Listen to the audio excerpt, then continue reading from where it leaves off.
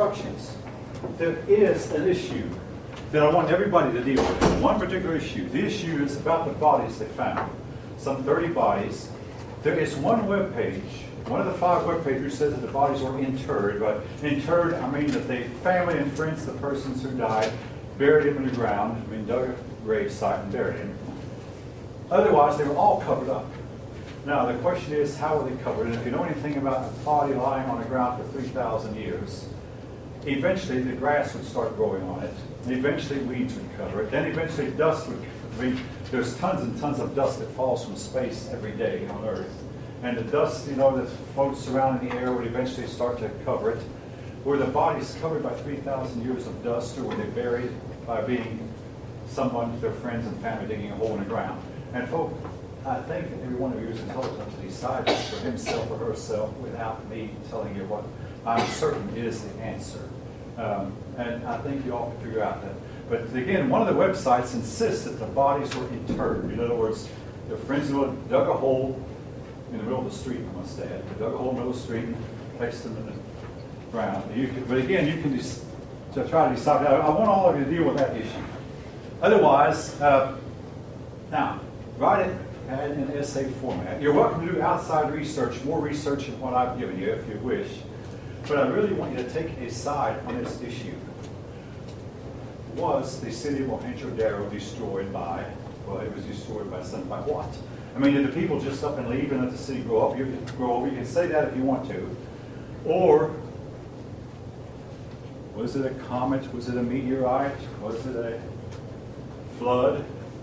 Was it disease, pestilence, or what do you think? In other words, how was the city of Mohenjo-Daro destroyed? Based on the evidence that we have, and do some detective work. All right, any other questions? Due April 15th. Okay. Now, those of you who came in late, make sure you see me at the class so I can, well, let me double check this roll. Marianne, Michael, Laura, Marcus, Nam, Sumaya, Martin, Cheryl, Gabriel, you are? Cheryl. Cheryl, okay, thank you. And you are? Martin. Okay, if you want to know your grade, I have to do this, folks. Just find it out on iCollege because I've got to move on. Okay, for the rest of you, make sure I do want the Scantrons back, pass your test booklet, and Scantrons forward, and we'll proceed. Again, this test was taken under adverse circumstances. We missed a whole day of class. But then again, folks, all of you think, this is college. We can't make up the days, so if we have another day where if they call the school off, the test will go on as scheduled. So again, we'll proceed. I'll straighten all this out later, but I just want to take this up and get started now. All right, I have all the booklets, all the Scantrons. All right.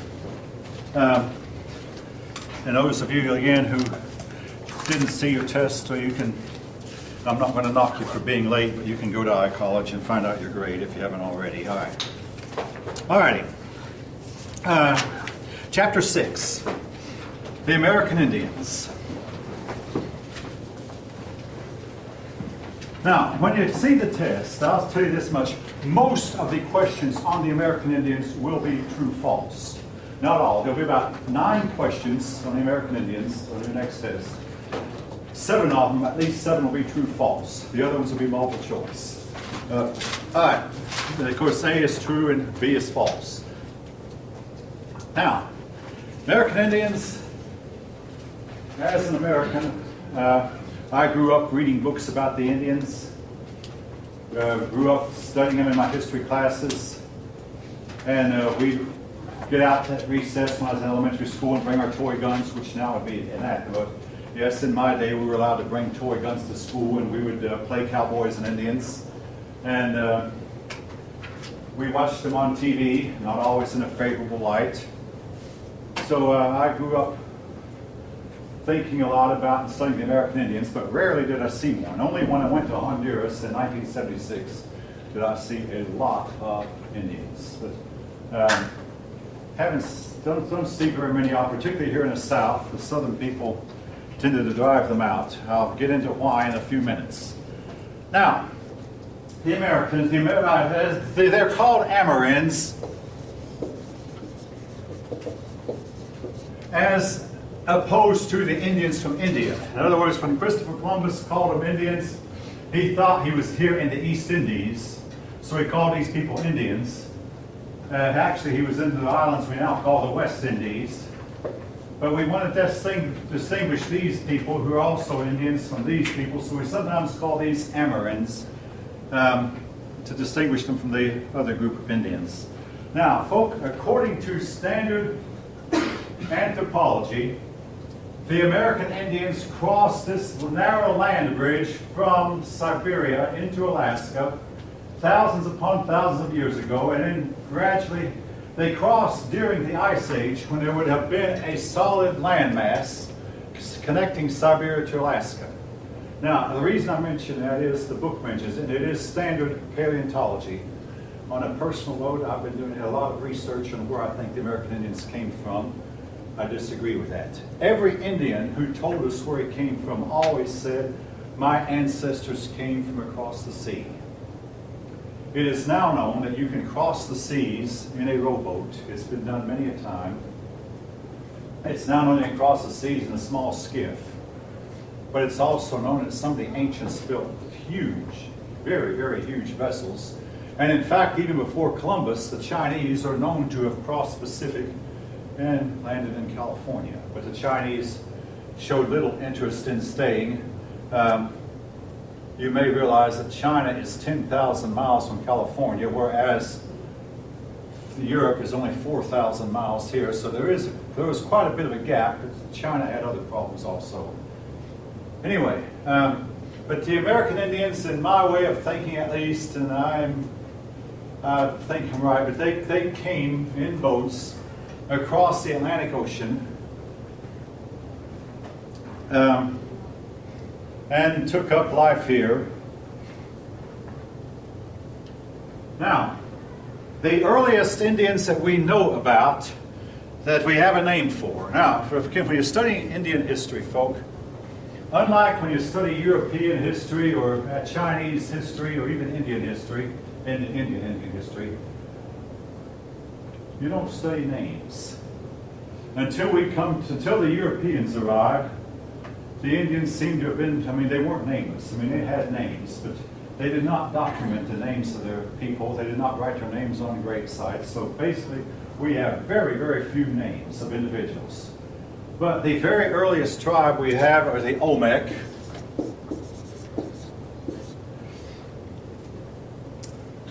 I had some African students a few years ago tell me that they believed that the Olmecs came from Africa.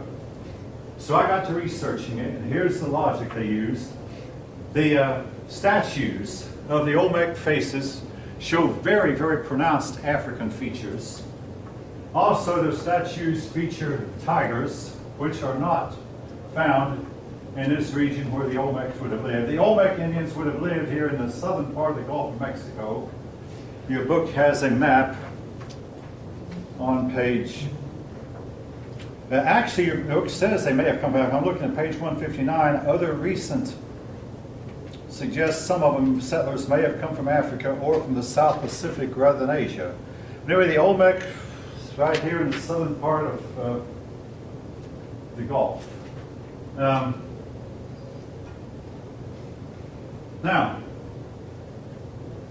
there's several reasons why I think the American Indians came from Europe. For one thing, some of the names of the places they gave are very, very similar, and I have an article on my favorite articles booklet, on the web it is, where that a lot of names of places are very similar to the same names you're going to find in old places in Europe and Asia.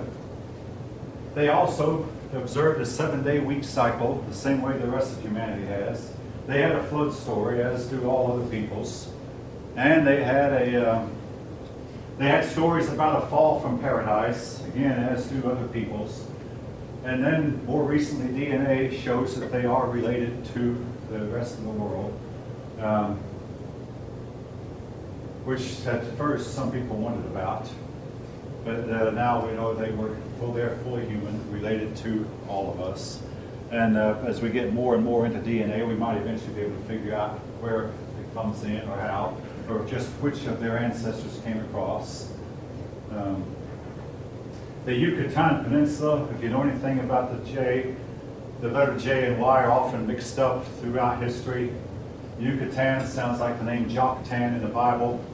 Joktan, very lived before Abraham.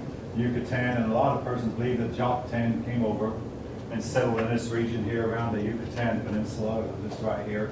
That's just one example. There are several others of place names that when people move to a new location, they often give places that they settled the names. Like, for instance, in England, there's a city called York. In America, we have New York. And in Holland, there's a city called Amsterdam. When the Dutch came, they first named New York New Amsterdam. This region here is sometimes what is still called New England, named after England. People will give the same names to the new places they find that they had in the old place where they used to live. And the American Indians probably did some of the same things. All right. The American Indians began to farm. I went to Guatemala one time, and I learned that the Guatemalans taught the rest of the world how to grow corn, maize, sometimes called maize. Actually, its real name is maize. But the growing of corn spread from Guatemala throughout this part of the world. The American Indian farmers now had nothing that resembled wheat, barley, oats, no grains, but they did have corn and squash. For animals, they did not have the pig, the cow, the camel, the horse, the ox. They lacked. In fact, the only big animal they had, the South American Indians here, some of them had the llama, the Indians who live in the Andes Mountains. But other than the llama, the Indians had no large animals. They did have the dog. But then, of course, they had the turkey, which the rest of the world didn't have. The turkey is a native to North America. And they had tapioca, some tubers, that's also native to this part of coca. They had, and tobacco. Things that they grew, crops they grew that the rest of the world didn't have. The potato, oh yes, they had the potato. And they taught the rest of the world how to grow potatoes. In the farming animals, they had a lot of animals, and a lot they didn't have. Except for the dog, hardly any animal they had was the same as the animals of the old world. All right.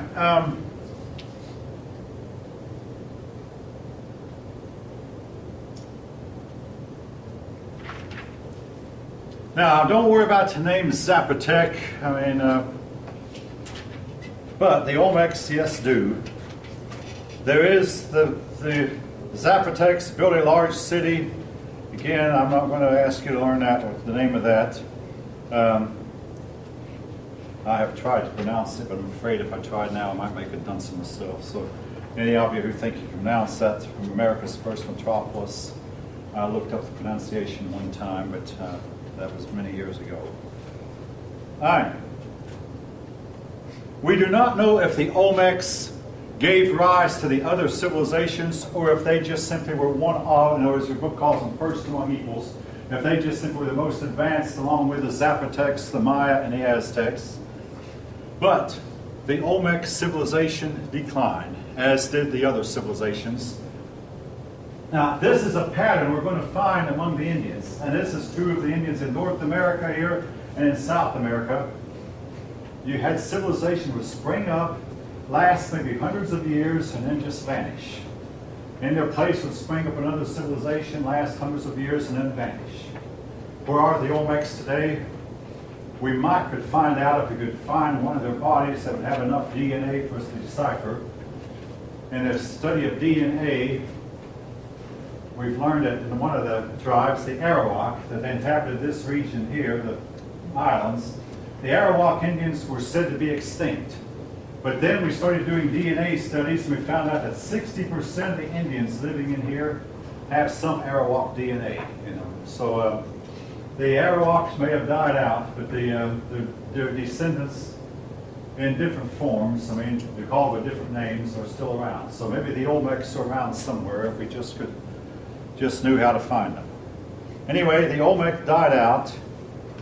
Then came, I mean, your book says the Maya. Now, we don't know if the Maya existed alongside the Olmec or if they came after the Olmec. We do know that the Maya have survived as an ethnic group to this day. There are people who are known descendants of the Maya, and they're still around.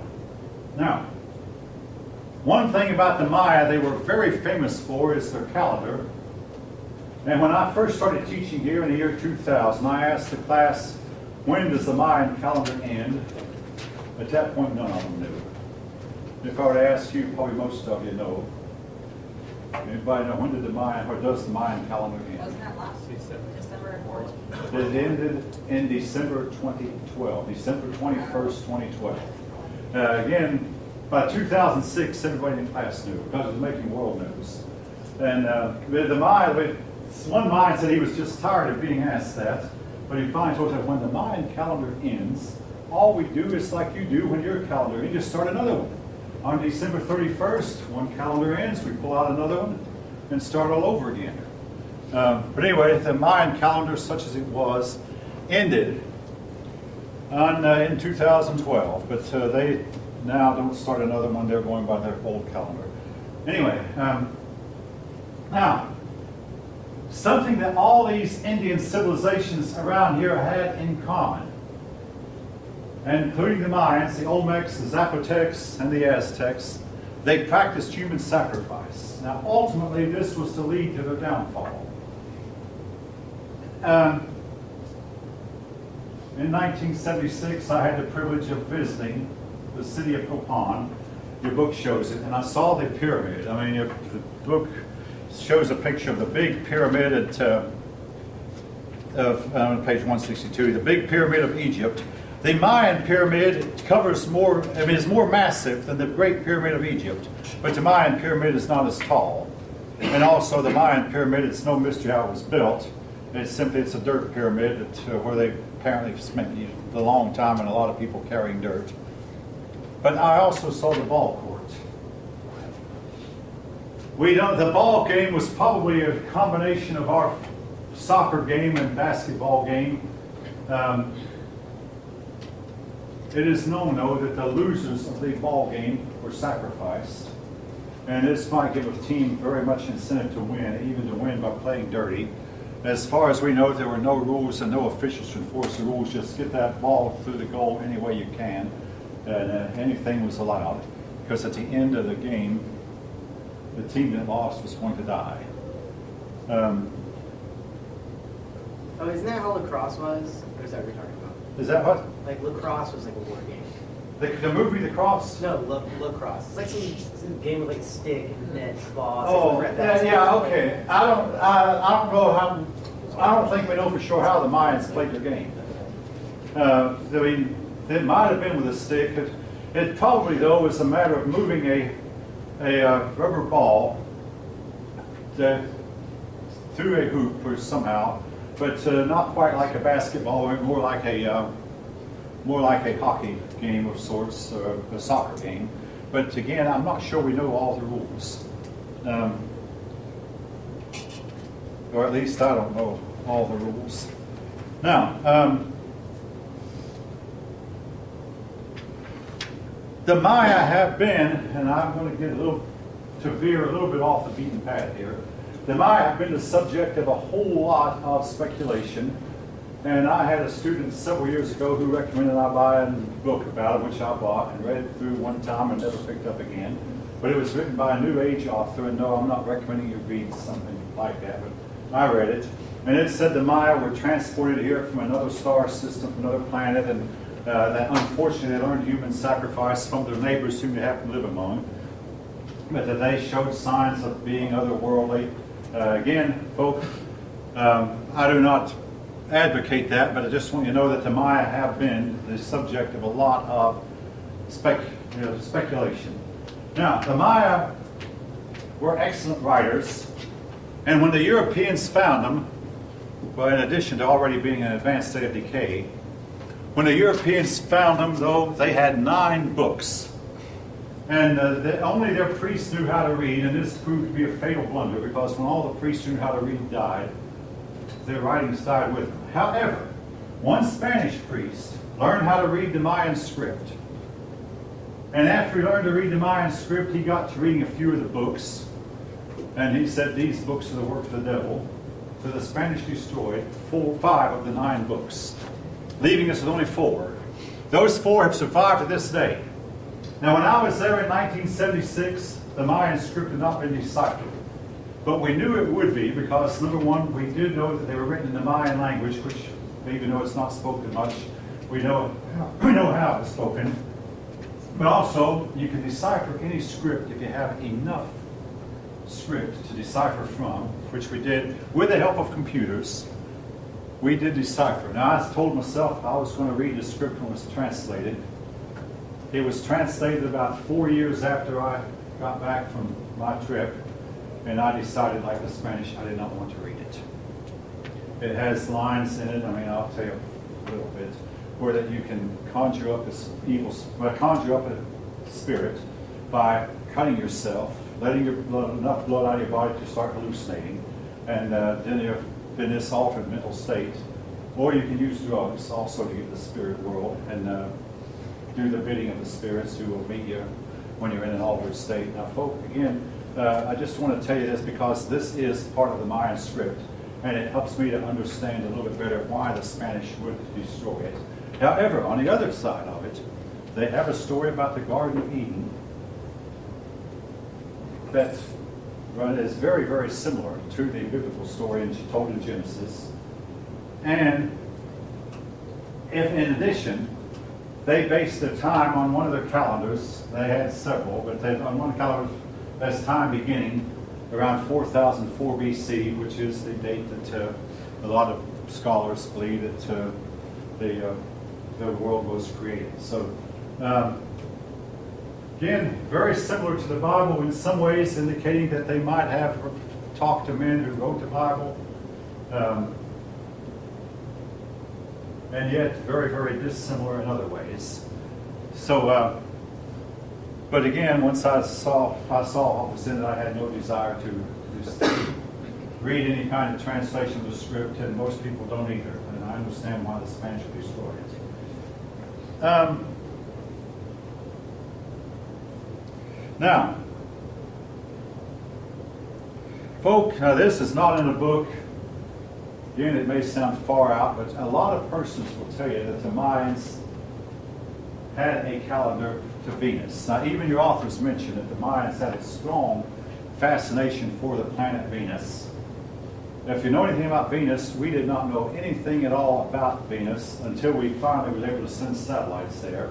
And we found that Venus is the only body in the solar system where the sun rises in the west and sets in the east. It rotates in a retrograde motion, or it rotates backwards from every other body. And also its temperature on the surface is about 800 degrees Fahrenheit, hot enough to melt lead, hot enough to melt tin, hotter than Mercury, which is close to the sun. And its heat, some say, is because of greenhouse gases.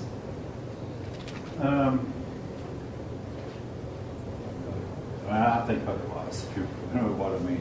But yeah, I don't doubt that the temperature is 800 degrees, but I don't think that greenhouse gas could make it that hot, even for a body that close.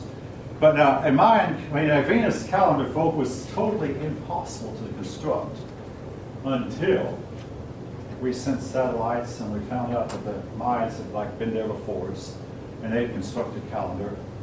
And how did they do it? They had to have had more than mere telescopes. They had to have had more than their bare eyes to observe it. if they did. Now again, some books you read will leave this out, others will leave it in.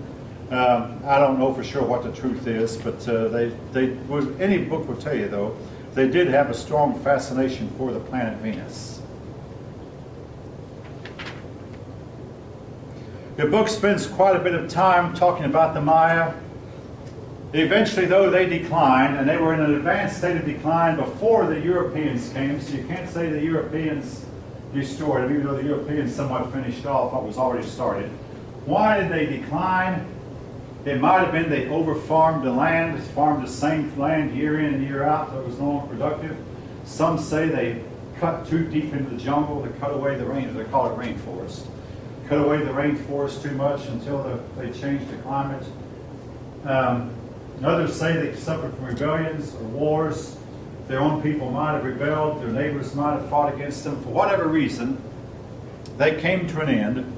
By the time the Europeans found them, they were no longer living in their cities were abandoned, grown over. We found some cities recently that were in areas where we didn't think they could possibly exist, deep in the jungle. But we have found some of their abandoned cities fairly deep in the jungle.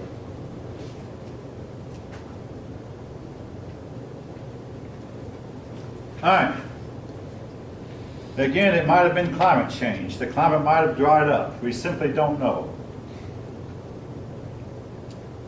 Now, the Aztecs.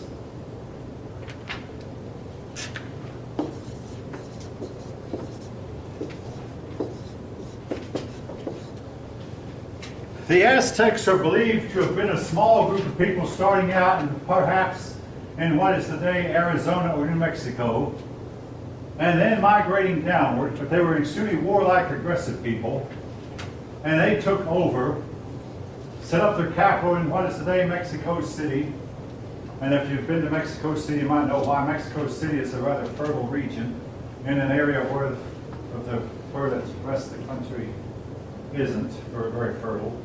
And something that's kind of weird, these civilizations that were before Columbus were mostly concentrated right around this region here, whereas today the more advanced civilizations are right up in here, and this is considered somewhat less advanced, particularly Mexico and Central America. But that's this time the central part of America, Central America and Central Mexico and Southern Mexico were the advanced regions for whatever reason. Anyway, the Aztecs took over and set up a kingdom. Their people, though, are known to have been very, very unhappy, partly because their tax collectors would go around and collect anything they wanted, including their women, and take their wives and daughters to be sex slaves or whatever. And this made them ripe for fall, because all these people they conquered needed was for someone to come in, some leader, and say, hey, we can get your independence.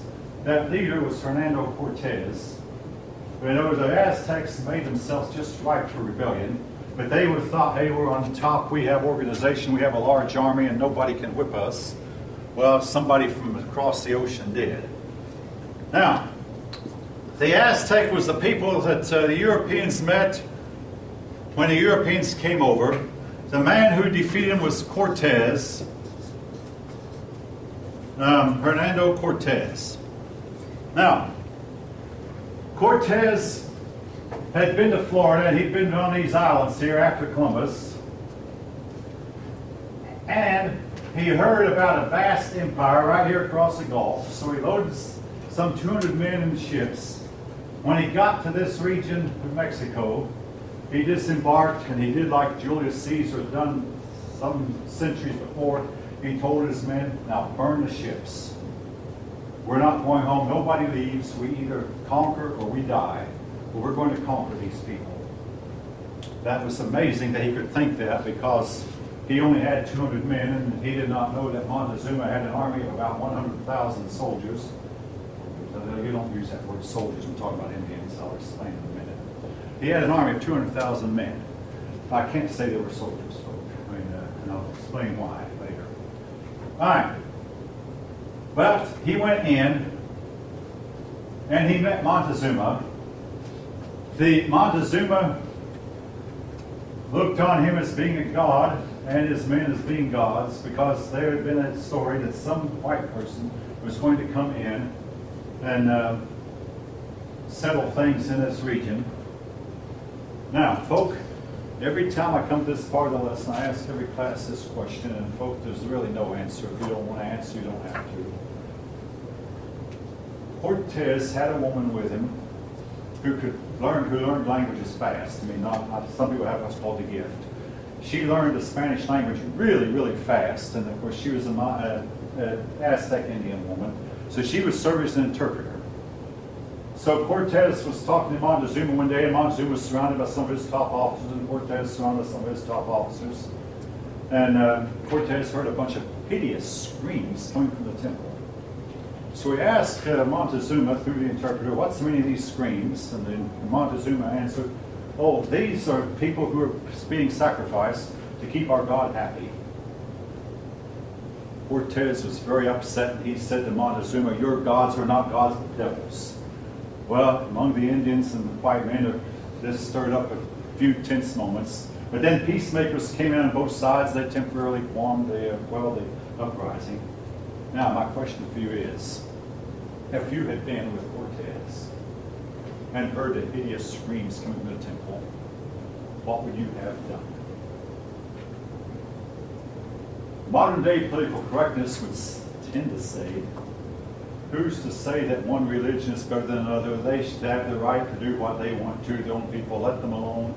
Who are we to interfere? Let them do as they will to each other. It's none of our concern.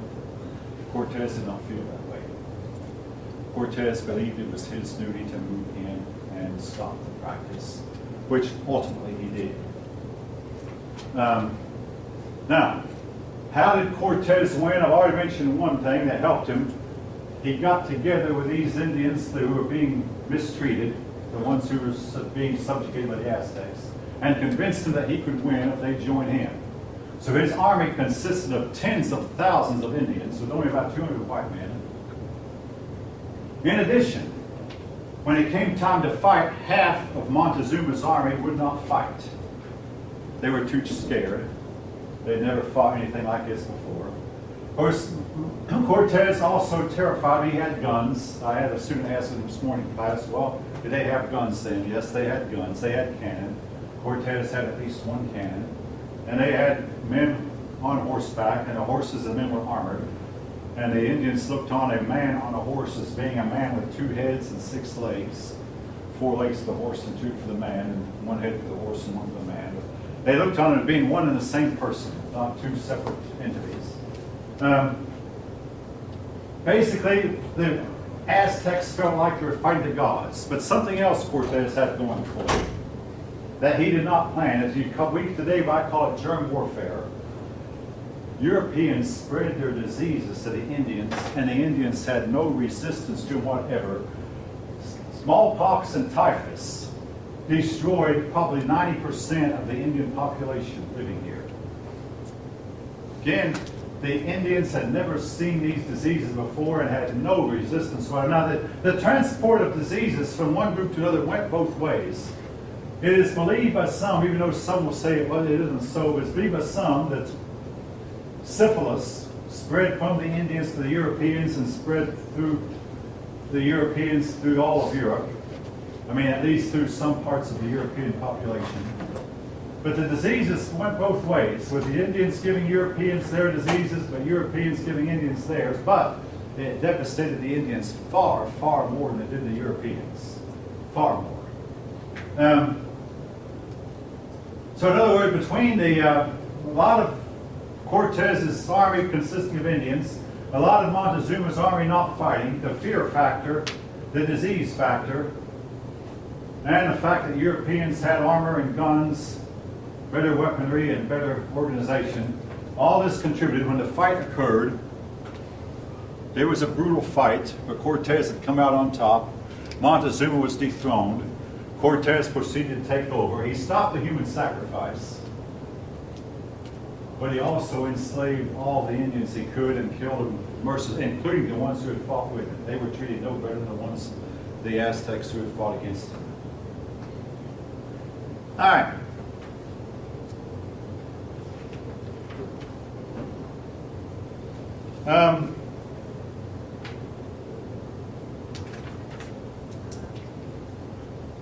Your book, again, spends quite a bit of time talking about the Aztecs. I've gone over the parts that I consider most pertinent. Anyway, moving on. After the Aztecs, we move on to South America. I think that's the way the book does.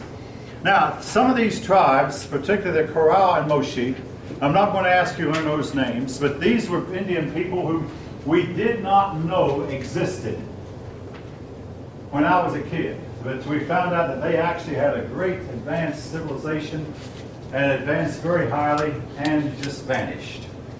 Now, among them were a group of people who built what's called the Nazca Lines.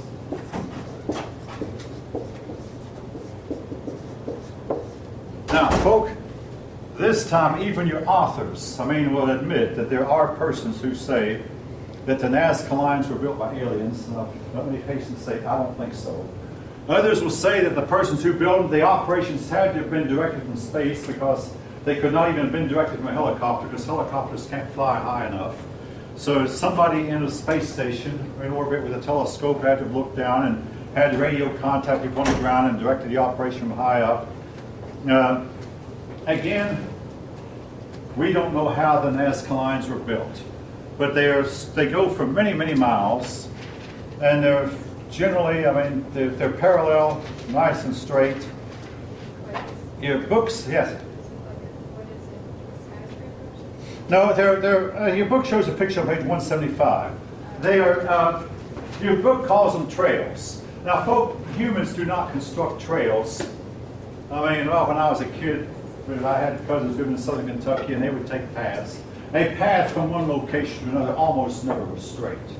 It would wind around creeks, wind around the hills and whatever. But these Nazca Lines go straight from point A to point B without deviating in the least, not taking into account anything in the way of a creek, a hill, or a rock, or anything in its path. But your book seems to call them pathways.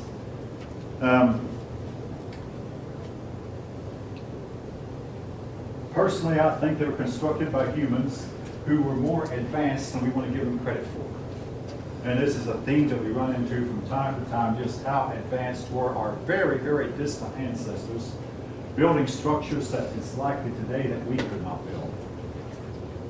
Your book doesn't mention it, but I will. There's on those same lines as the Cozco, C-O-Z-C-O. Cozco is built right on the Pacific Ocean, where that the ocean starts out fairly deep, and then all of a sudden the land rises up 13,000 feet straight up a cliff. Now, you can't go from sea level, folk, to 13,000 feet all of a sudden. You'll die. Now, you can survive at 13,000 if you gradually climb, stay a few days at 6,000 feet, a few days at 8,000 feet, a few more days. You can gradually get your body used to living at 13,000 feet. But the rocks that are used to build the buildings at the top of the mountain, 13,000 feet high, were mined at the ocean level. And folk, there's no trail. We have no idea how those rocks were gotten to the top of the mountain. And when it got there, they're all, no two rocks are alike. And yet they're all interleaved with each other like pieces of a puzzle, to where that they all are perfect fit. And they weigh tons. And it's believed that none of our machinery today, we could not even get a team of helicopters together to lift them, one of them. How did they do it? We don't have an answer. But different people have theories. Basically, I think, folk, that they were far more advanced, particularly in the field of rock moving, than we, and they knew a secret to moving heavy stones that we have somewhere along the way lost. This is true of building of the pyramids, building of the Cozco, building of the Stonehenge, and building of some other structures that simply do not have a rational explanation. All right. Anyway, the Inca. If you think I'm moving fast, I am. Inca. The Inca we remember because these were the tribe that Pizarro encountered when he came. Pizarro was one of Balboa's men, and Balboa is credited to be the first European to see the Pacific Ocean, at least the Pacific from the point of view of the Americas. He called it the South Sea because here in Panama it's in the south. But he heard that on the other side of the South Sea there's a civilization. He was killed, but one of his lieutenants named Pizarro went on down here. Pizarro set up a colony, and eventually Pizarro's colony. Oops.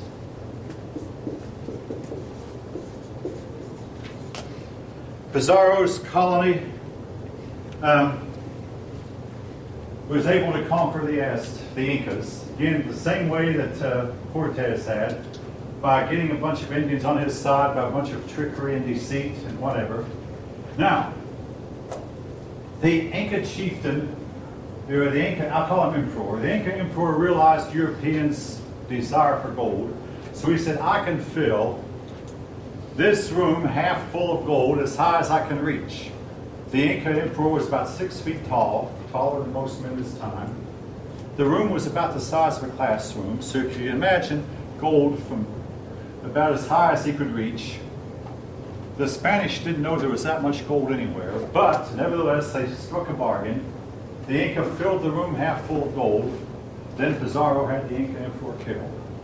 Pizarro paid for his treachery. He later was killed with his own men. As for the gold, now, the gold found its way into Europe, and it temporarily enriched Spain, but then Spain became inflationary. It had too much money. But what it meant was that for the first time since the Roman Empire, Europe was to have a sufficient amount of gold to base their economy on money. The gold was largely stolen from the Indians, and a lot of persons would degrade Europeans for, hey, they got rich because they stole the gold. But to me, folk, that begs the question, why was it not the Indians who came, why did the Indians not come across the sea and conquer the Europeans? There was something, to me, wrong with the way the Indians were living, because they should have been, with all that wealth, they should have been the ones to cross the sea. Now, a big question arises is, where did that gold come from? Nobody living seems to know. Where it went, yeah, it found its way to Europe and wound up spreading all over Europe and found its way to European banks and was used as money, and the rest, to say, is history. And it began to enrich Europe for the first time since the days of the Roman Empire. More gold also was found. The Incas are remembered for their terrace farming, and you see a picture of a farm on page 178. Anyone who's terrified of heights could almost get terrified looking at this picture. They would farm high in the Andes Mountains, and they felt safe, that they were safe up in these mountains. And their farming often was terraced. In other words, they'd farm on this level, then let it drop off and farm here on this level, terrace farming, which proved to be fairly ideal in the mountains. But there's certain types of crops that will not grow because in the terrace farmland, the sun doesn't shine every hour of the day. But they seem to have done pretty well farming, living high up in the mountains, where they generally were left alone. All right, we move from there to North America. Now, folk, your book doesn't want to use the word uncivilized. So your book calls these people stateless. In other words, they were tribal peoples who did not have a king as such. But by the time the Europeans found them, they were living in tribes of maybe 100 or 200 people per. Now, a couple of points I really want to make about these Indians living in what is today the United States. They once had been far, far more advanced than what the Europeans found. Not far from here are the some Indian mounds, just in Cartersville, some 30 miles north, which I visited in 1978. My wife and I visited again last summer. These mounds were said to be burial grounds, but these mounds were made. I had a student ask, what's a mound? Well, basically, it's where that you take a bunch of dirt and raise it to a level of about 100 feet or so, and build what looks like, in the West, looks like a mesa. But they are mounds, and this one reason they felt safer. The mounds were used as burial, but also probably used as fortifications because the way the Indians fought, a person who was high up throwing his weapons down or throwing rocks down on the enemy had an advantage over the person who was down trying to fight upward. And arrows shoot better downhill than they do shooting up. So the mounds provided some protection as well as a place for burial. But there are mounds all over the place. In Ohio, we did not realize until we flew over in an airplane and realized that one of their mounds is a 10-mile-long rattlesnake that just simply goes in a, I don't want to use the word coil, but just snakes, well, snakes around is the best term, like a sidewinder. The head's at one end, the rattle tails at the other.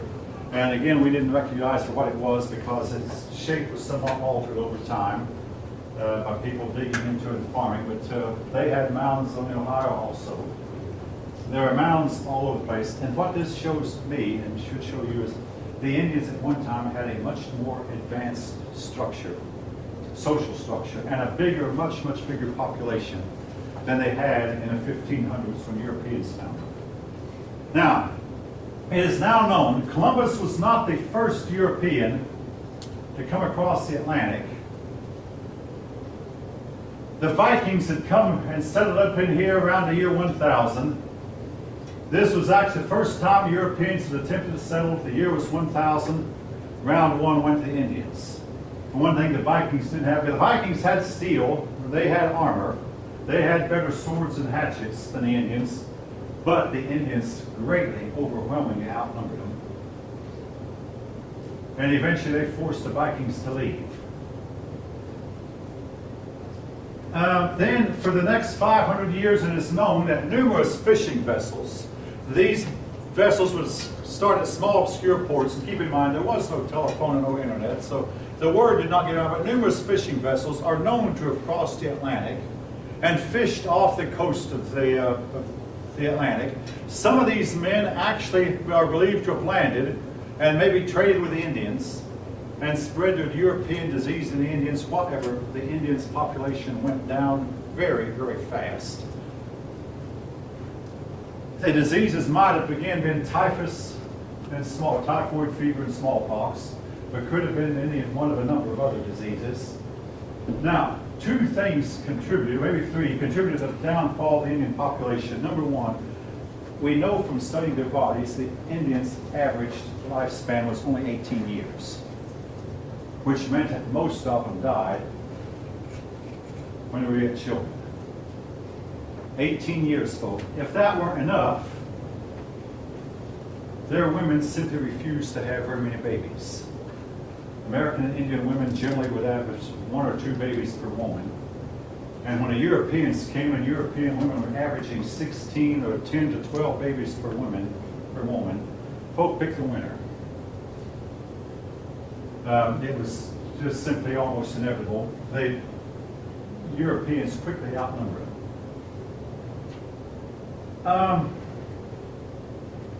Anyway, the Indians were dying off at a very alarming rate, and some folk have actually gone so far as to say if the white man had not come in when he did, the Indians would become extinct. A lot of their tribes did become extinct. Now, what was their problem? Okay, folk, in one word, I want to tell you what I think their problem was. Communism. Now, we think of Marx and Lenin and atheism. No, the American Indians were not atheistic, and they were not Marxist-Leninist type of communists, but they were communist. What does the word communist mean? It means they lived in communes. We call them villages. But they lived in communes, about 200 or 300 people, maybe to a commune. When a commune got any larger than that, they would scatter or form separate communes.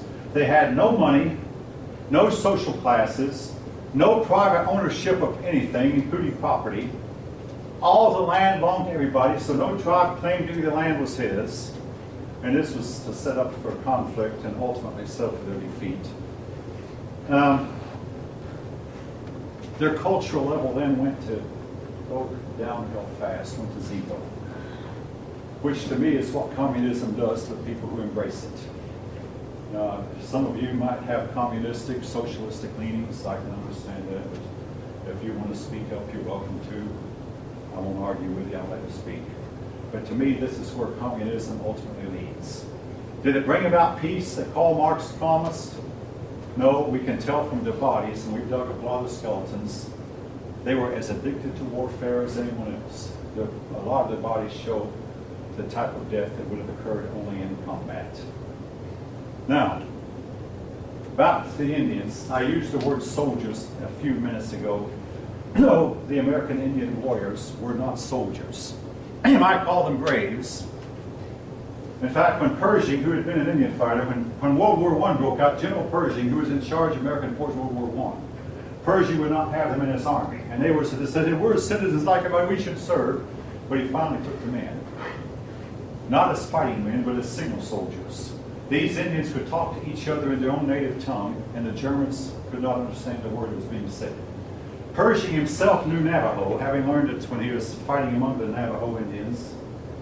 So he would talk to an officer on a radio or on a telephone, and if the Germans picked it up, not one German knew Navajo. So he took them in as signal soldiers, but not as fighting men. Now, what's the difference between a soldier and a brave? Yes? Organization. You hit it right on the head. The Indians, when they fought, they'd look around and go, I wonder who's my side. How are you? And they'd pick a fight with a man maybe their own size or smaller. When they were through with him, they'd look around for another man. And this is the way they fought. No organization. Eventually, one side would decide they'd had enough of their men killed, and they'd take off running. A soldier stands as a team, side by side, and fights in formation. You can't fight one of them without fighting them all. That's a huge difference. And it greatly contributed. Now, it wasn't that the Indians didn't have guns. That's true. At first, when the white man came, the Indians didn't have the guns. But by the time of King Philip's War in 1680, the Indians had the guns. Here in New Mexico, the Indians got the guns, they got the horses. The Spanish had died off and left some horses. The Indians became excellent horsemen. They became excellent at marksmen with a rifle. And for a while, the Indians here actually held off the Spanish, and then they held off the Mexicans, but they couldn't hold off the Americans because the Americans came in such numbers that it just overwhelmed them. The problem, more so than the fact that the Indians lacked the guns, they lacked the organization, and they lacked the numbers. Again, European women were having babies at a rate of 6 to 8 babies per woman. The Indians were not. And then Europeans had all these immigrants who kept coming over. Sheer force of numbers. Again, the problem with communism, and I'll say this about socialistic or communistic peoples, they generally don't have a lot of children.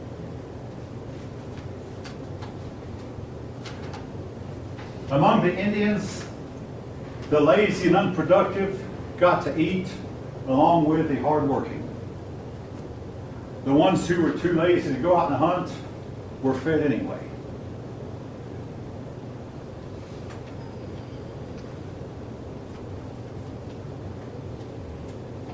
Later on, Captain John Smith was to come over and he was to say to his fellow Europeans, "He who will not work will not eat." Anybody know who he was quoting from when he said that? That is found in what book? Anybody know? He who will not work will not eat. It sounds cold and hard. Anybody know what book it's in? It's in the Bible, the New Testament. Paul of Tarsus wrote it. Let them starve. They might decide to go to work, but otherwise they can't drag you down. I'm not talking about people who are not able to work. I'm talking about people who could work and won't. And societies produce a lot of those, especially socialistic societies. Karl Marx was a man who would not work. 3 of his 6 children starved to death as infants. 2 of them committed suicide as teenagers, back when teenagers rarely committed suicide. Only one of them grew up. And I had a history professor at UT who called him a good father. Paul Pinckney was the man, the professor's name, called him a good father. But he was so busy, he just didn't have time to take care of his kids. But he was a good father. No, he wasn't. He was the lousiest father who ever lived. What was he busy doing if he wasn't? Oh, he was busy saving humanity. He was writing all these books, Das Kapital, writing all these books about how the humanity could be transformed into a heaven on earth, into a utopian society. We had to get rid of money, of social classes, get get rid of kings and government officials, and pay everybody equally, from each according to his ability to each according to his need. That's what he was doing, trying to convince the world. And everywhere his system has been tried, it's resulted in the starvation of multiplied millions of people due to lack of proper distribution. You know, millions of people starved in Russia in the 1930s, and then in China, when communist rule of China activities, millions more starved, even though there was food to feed them. The central authorities just didn't distribute it right. All right. Anyway, the American Indians had similar problems. Now, in the eastern part of the country, there lived the Indians we call the woodlands. In the southwest, there was the Pueblos. The Pueblos lived in, your book shows a picture on page 180. Pueblo Indians lived in what they were sheltered from the rain by the overhanging rock. And also, they lived on cliff sides, and they would hollow out the cliff. And if you tried to get to the cliff, they knew which sticks were strong enough to hold them. So you had to get to the cliff by climbing up the sticks. But the enemy did not know which sticks would support their weight. So if the enemy tried to climb up, they'd step on a stick that wouldn't hold them and fall down dead. But you had to be careful because you had to learn which sticks were the right sticks for you. The other sticks were booby traps. They would not support your weight. But on the outside, they looked really great, but somehow they weakened them to where you put your weight on them and down you go to the bottom. Anyway, the Pueblo Indians, eventually their area dried up. Climate change and forced them to move out. Now, when I was teaching elementary school, I read about that, and whether each year the Indians would think, maybe next year the rains will come back. And this went on for each year, more and more of them moved out. Finally, after 25 years and the rain's not coming back, they all moved out. And by the way, the rains never did really come back. We have the same problems, very similar in California right now, where the rains sometimes just simply stop and stay stopped for many, many years. We can blame it on El Niños and La Niñas. All right. Again, folk, now we could spend an entire semester talking about the Indians. Which tribe lived where? Right here in Georgia. The Cherokee are known to have lived at one point, the Creek. On farther up, there were Iroquois.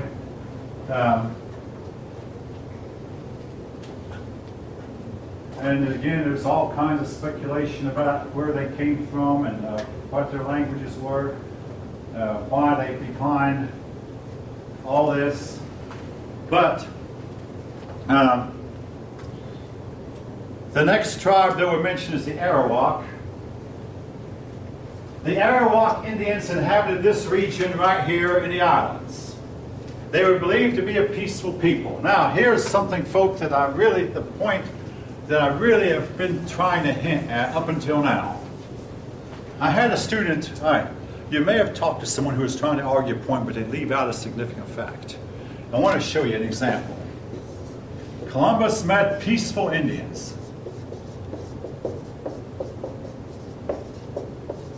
The Indians Columbus met with the Arawak. When Columbus returned, he slaughtered the Indians. Now, that is true. When Columbus met them, they seemed so peaceful and so tranquil. Didn't look like they hurt a fly. He came back and just killed them all. He's been called the greatest genocidist of all time. What they leave out is step 2. Now, I want to Columbus's crew, nobody wanted to go, so the Queen of Spain promised, she promised a bunch of her prisoners, if you'll go on this trip, I'll release you from prison. I'll commute your sentence. So a lot of the people on his trip were not the most desirable people he could imagine, but also one night he put an 11-year-old boy at the wheel, he might say at the helm of this flagship, the Santa Maria, his biggest ship. And this 11-year-old boy bashed the Santa Maria on the rocks and dashed to pieces. What this meant was that Columbus could not take all his crew back home, so he loaded up what he could in the other 2 ships, the Nina and Pinta, and left a bunch of men on the Isle of Hispaniola.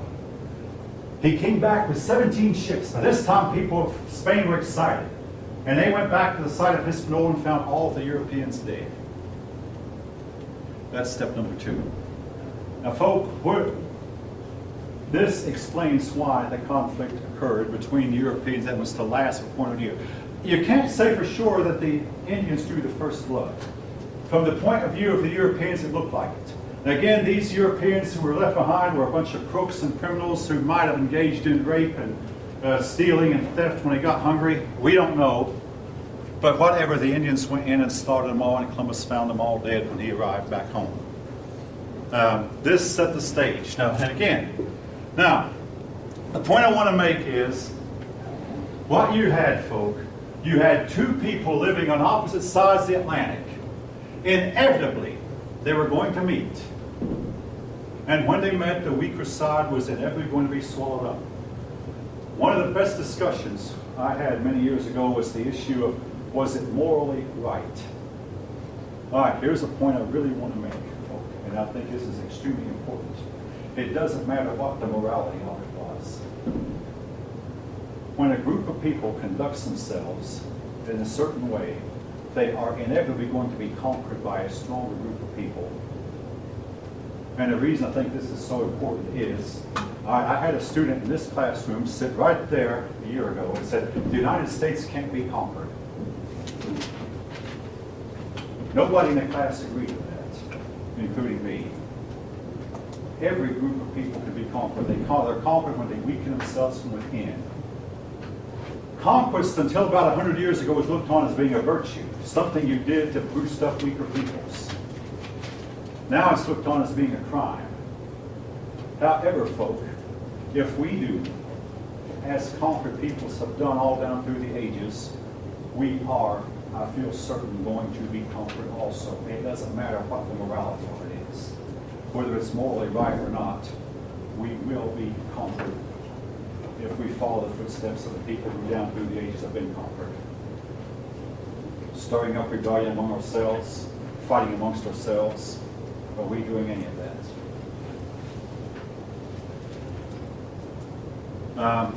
All right. And among other things, limiting our population. Okay, one other point. I hope I made a point. Whether or not it was morally right, folks, there's no way that anyone could have kept the white man from coming over. Now, if you had lived at the time, if you would not have come yourself, your cousins would have. There was no one authority who could have kept anyone, and there was no one authority in the Indians who would have strong enough to have kept the white man out either. Okay, now, one last point I want to make, then I'll dismiss, the Arawak. The one point I want to make about the Arawak, we're going to talk about them. Their women and men were nearly equal. And folk, they disappeared from history. We now know, I've talked about it a few minutes ago, we do find that 60% of people living here who are Indian descent have their DNA. But again, the American Indians, in addition to having equality among social classes, they also had equality between men and women, and this was true of the Indians living up here in the United States.